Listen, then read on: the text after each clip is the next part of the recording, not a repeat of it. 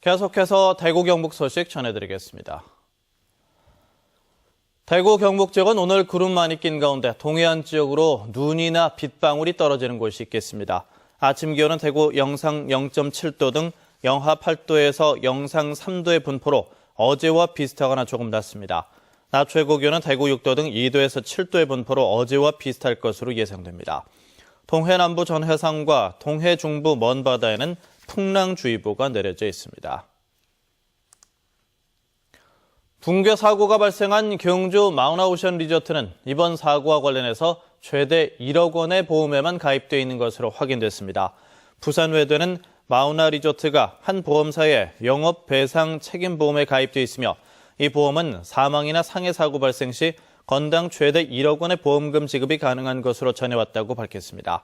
한편 부산외대가 가입되어 있는 보험사의 보험은 학생들이 외부 활동을 하다 숨질 경우 사망자 1명당 1억 원의 보험금 지급이 가능하지만 해당 보험은 사고 건당 최대 5억 원의 한도액이 책정되어 있는 것으로 알려졌습니다.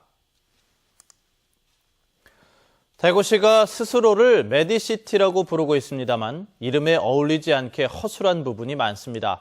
특히 응급의료체계는 문제가 많아서 이번 경주 리조트 사고 같은 큰 사고가 대구에서 일어난다면 제대로 대처할 수 있을지 의문입니다. 이태호 기자입니다.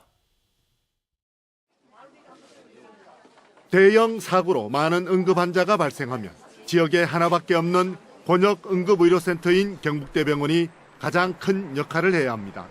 하지만 응급 병상 수는 80개, 밀려드는 환자 수에 비해 부족해 과밀화 지수가 전국에서 두 번째로 높고 전국 19개 권역 응급센터 평가에서 하위 20%에 들 만큼 풀어야 할 문제가 많습니다.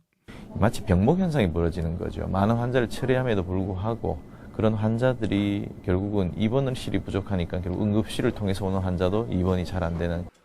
경대병원 다음으로 응급 환자가 많은 파티마 병원도 병실이나 수술실 부족으로 중증 응급 환자가 응급실에 머무는 시간이 전국에서 8번째 긴 평균 15시간이었습니다.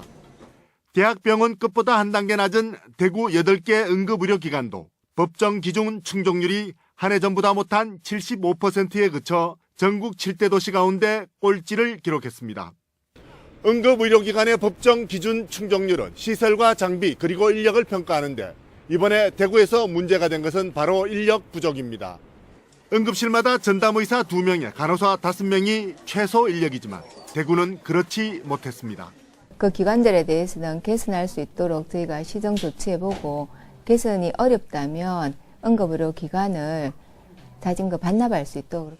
병원의 투자 부족으로 병원 응급실은 여전히 북새통이고 최소 의료진마저도 갖추지 못한 병원들이 응급의료기관 구실을 하고 있습니다. MBC 뉴스 이태호입니다. 정부가 지방대 특성화 방안을 발표했습니다. 국비 1조 원을 투입해서 명품 지방대를 육성하겠다는 건데 지방대 구조개혁을 위한 꼼수라는 비판이 일고 있습니다. 윤태호 기자가 취재했습니다.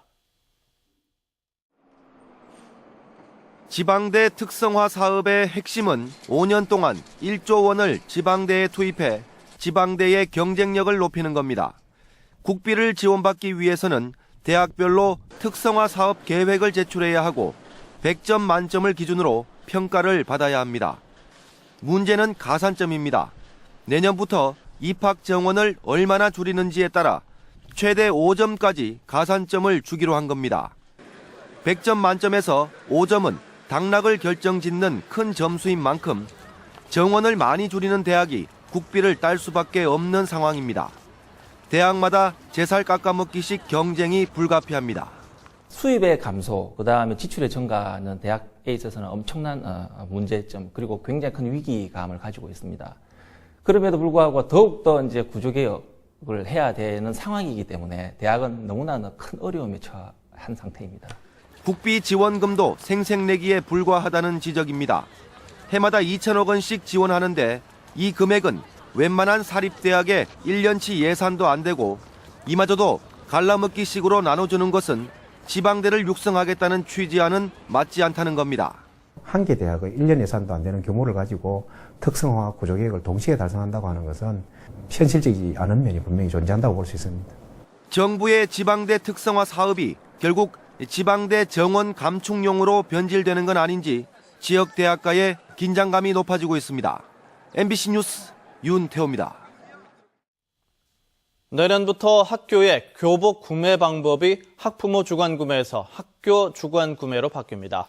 대구시 교육청은 내년부터 교복의 안감, 단추 등 세부 사항을 정해서 표준 디자인 개발과 교복 상한선을 학교에 제시하면 각 학교는 회계 절차에 따라 교복 구매를 주관할 계획이라고 밝혔습니다.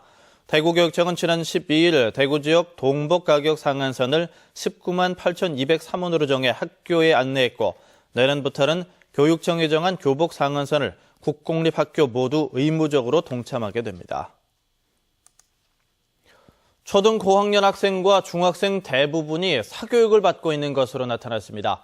대구시 소비생활센터가 초등학교 4학년부터 6학년까지 2,030여 명과 중학생 2,040여 명을 대상으로 조사한 결과 초등학생 중 98.7%와 중학생 중 90.9%가 사교육을 받고 있는 것으로 나타났습니다.